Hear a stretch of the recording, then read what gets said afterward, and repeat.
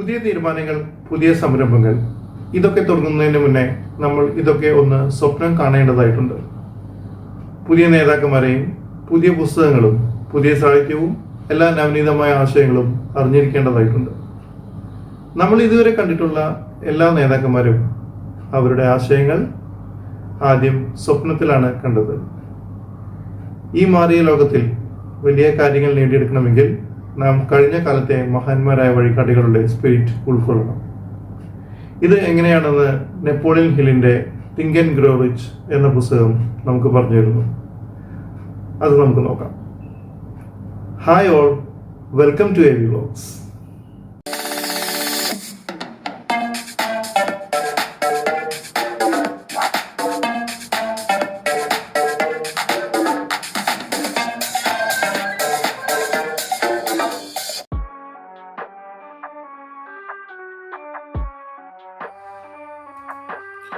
വൈദ്യുതി കൊണ്ട് പ്രവർത്തിക്കുന്ന ഒരു വെളിച്ചത്തെ എഡിസൺ സ്വപ്നം കണ്ടു. ആ സ്വപ്നത്തിനു പിന്നാലെ അദ്ദേഹം ഒരുപാട് സഞ്ചരിച്ചു.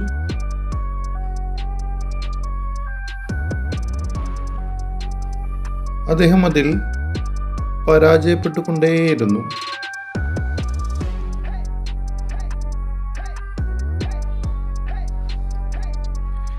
എന്നാലും പരിശ്രമമിടാതെ അതിൽ തന്നെ ഉറച്ചു നിന്ന് അവസാനം കഠിനാധ്വാനത്തിൻ്റെ ആ വെളിച്ചം അവിടെ തെളിഞ്ഞു.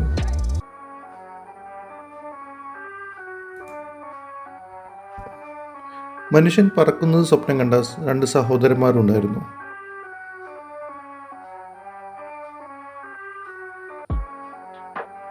പലതവണ പല പരീക്ഷണങ്ങൾ നടത്തി പരാജയപ്പെട്ടു.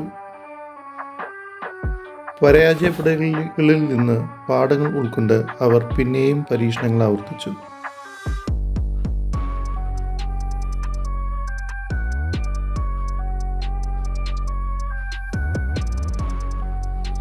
ഒടുവിൽ അത് സംഭവിച്ചു. മനുഷ്യർ പറക്കാൻ തുടങ്ങി.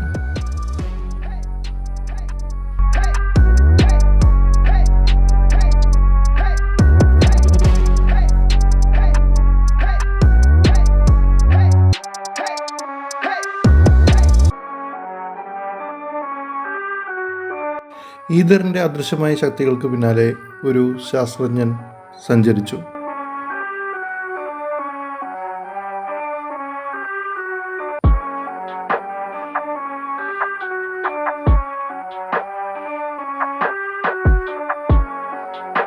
ഇന്ന് നമ്മൾ കാണുന്ന എല്ലാ ടെലികമ്മ്യൂണിക്കേഷൻ സെറ്റുകളും അദ്ദേഹത്തിൻ്റെ ബ്രെയിനിൽ നിന്നും ജന്മമെടുത്ത ആശയത്തിൻ്റെ കൈപ്പിടിച്ചു വന്നവയാണ്.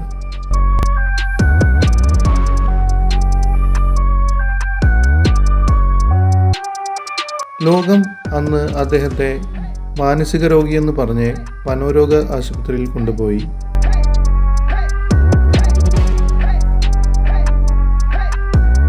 വായുവിലൂടെ സന്ദേശം അയക്കാൻ സാധിക്കും എന്ന് പറഞ്ഞതിനാണ് ലോകം അദ്ദേഹത്തോട് ഇത് ചെയ്തത്. ലോകത്തെ തന്നെ മാറ്റിമറിക്കാൻ ശേഷിയുള്ള ആശയമാണ് അവിടെ ജന്മമെടുത്തത് എന്ന് അവർക്ക് അറിയില്ലായിരുന്നു.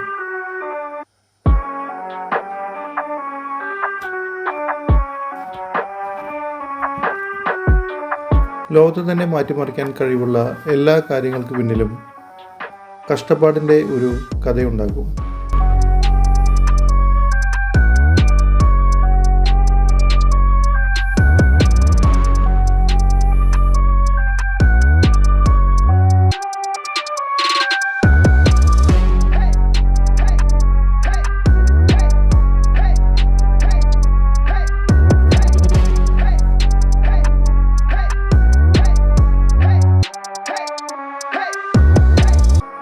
എല്ലാ പ്രയത്നങ്ങൾക്കും ഉചിതമായ ഫലം ലഭിക്കട്ടെ എന്ന് ആശംസിച്ചുകൊണ്ട് ഈ എപ്പിസോഡ് ഇവിടെ തീരുന്നു.